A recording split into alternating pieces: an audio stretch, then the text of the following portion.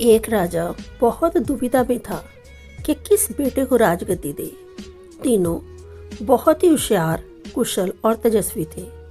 राजा को एक तरकीब सूझी। उसने तीनों बेटों को बुलाया और उन्हें कुछ बीज दिए और कहा कि 1 वर्ष के लिए मैं यात्रा पर जा रहा हूँ। मेरे आने तक इन बीजों को संभाल कर रखना। इसी पर तुम्हारा भविष्य निर्भर है। राजा तीर्थ यात्रा पर चला गया।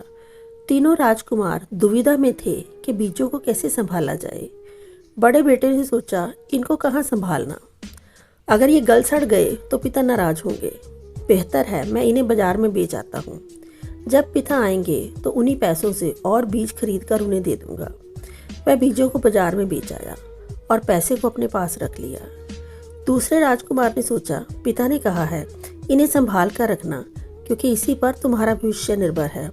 उसने बीजों को तिजोरी में बंद कर ताला लगा दिया और निश्चिंत हो गया।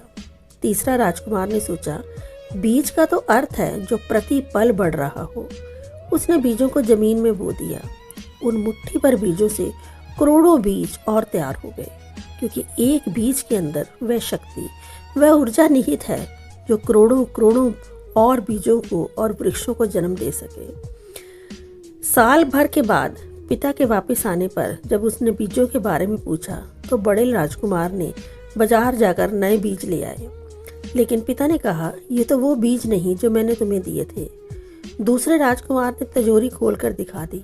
सारे बीज सड़ गल चुके थे और उनमें भयंकर दुर्गंध आ रही थी। तीसरे राजकुमार ने कहा, पिताजी घर के पीछे आइए। पिता ने देखा, वहाँ करोड़ों नए बीज आए हुए थे। फल फूलों से टहनियाँ हरी भरी हो रही थी। हर तरफ फूल और उनकी खुशबू हवा को महका रही थी।